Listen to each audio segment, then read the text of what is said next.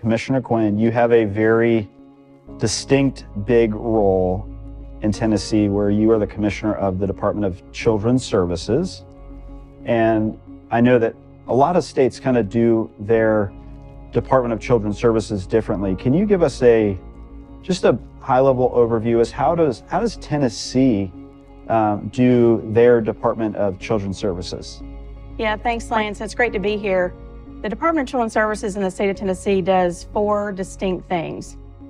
We do foster care and adoption, we do juvenile justice, we do child safety, and we do education and health. So those 4 things make up the Tennessee Department of Children's Services. Florida, right? They have a fully privatized model. What does Tennessee's model look like for the Department of Children's Services? Right, we have a little bit of a hybrid system. So we approach foster care from a dual system. So we have private providers that provide foster care services for children coming into custody. And then the department also has foster parents that we work with to provide services to children who come into custody. The state can't issue a law, right, that says you have to become a foster parent. So you are fully reliant on community members. Talk about that dynamic. What is that relationship like with the community? Right, we're going out and we're relying on the community to kind of open their hearts and their homes to the children who are coming into custody through no fault of their own, because their families are no longer able to care for the children that they have. And it could be a myriad of reasons why the parents can no longer care for their children. And maybe even the relatives of these parents are unable to care for these children. And so we're looking for communities to step up and step in order to care for the children in their own communities, because it's best when children remain in the communities where they're coming into custody, because they're going to school there and they have friends there and they have roots in those communities. And so we're typically trying to recruit and retain great foster families right there in those communities where kids are coming into custody. How have you found the community to be receptive to, this idea that I'm going to go through the process of becoming certified, because there is a pretty rigorous process? Right. Talk about the ask that you make to community members and what that is like. Yeah, I think it's getting harder and harder, frankly, to convince people to open their hearts and their homes to these kids that are coming into custody. With COVID, we saw a lot of homes close, and I think it's been hard to convince people to kind of open their homes back up with inflation, and I think people tightening their belts. But of course, there's a financial component to fostering children. So the state will step in and help you foster these children. These are also typically children who sometimes have higher needs. Yeah. We are looking for foster parents who are willing to take medically fragile children and children with health needs. And so, we are asking for those with maybe some degree of, a medical background or a behavioral health background to step up and step in and help us care for these children with some higher needs. So let me ask you a question.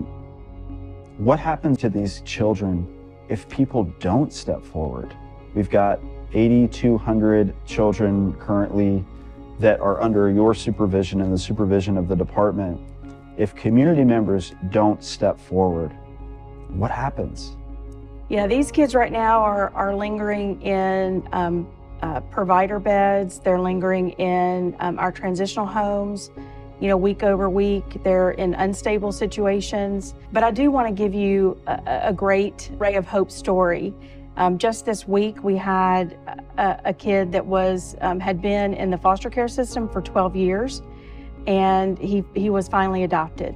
Wow. So he was one of our longest stayers in foster care, and he was finally adopted after 12 years. And so, there are just great stories out there of children who are finding forever homes in our state. And, those are the stories that frankly keep us going. And so I want to, send out hope to all of those folks that are out there that are thinking, can I do this? Should I do this? You can do it. Yeah, yeah. I know we've seen an increase in interest this year, particularly from the faith community that has said, no longer is this the state's issue, this is our issue. Can you talk a little bit about the importance of the faith community owning this issue and really stepping out in really traditional ways, but also some unique ways? Yeah, government can't solve the biggest problems of our day. They just can't. And I'm somebody that's worked in government for 25 years, and I'm here to tell you that we can't solve the biggest problems of our day. So we've got to ask the public, the communities, to come in and help us solve some of these problems. These kids are coming into care, again, through no fault of their own. They've come out of really difficult situations. It is up to communities to step in and help these kids. They do not need to be raised by government entities. They need to be raised by communities. And so we're asking the communities, and especially the faith communities, to step in and help us. If you want to dip your toe in but don't want to go fully in, you can support foster care families. There are incremental ways that you can step in and start to help and volunteer your time and your services, your talents. There are ways to get involved that will help our foster families that are doing the great work with kids that we need all across the state. Yeah. I know one other piece that that you stepped into was a department that was severely understaffed. And so caring for those that care for others has been one of, if not the top priorities for you. Talk about what it's like for some of your case managers, what they see every day, and the support that they need, not only from you, but even from our community members. Yeah, so we've got some great church families that have stepped in to help our case managers across the state. They bring lunches and meals in. They decorate and clean our offices. They replenish our supply closets. When kids come into custody, sometimes they come in with whatever they could carry of their belongings in a pillowcase, or maybe a backpack, or a grocery bag. And so we like to have, a backpack, a brand new backpack with some supplies or some hygiene products or a change of clothes. And so some of these community members will replenish the supply closet, in some of our county offices. These are ways that our community members can get involved. Just doing those nice things to lift the spirits of our case managers, because as you can imagine, they're seeing the worst of the worst. And the worst of the worst, when it involves a kid, is absolutely the worst of the worst. Yeah. Lifting their spirits can be just that little thing that gets that case manager through that day. Yeah. And so those are ways that the communities can get involved. Yeah, I love that you've prioritized not only the children, which you've certainly done, but you've prioritized your people. So we've launched an initiative together between the Department of Children's Services and between the governor's faith-based and community initiative called Every Child Tennessee.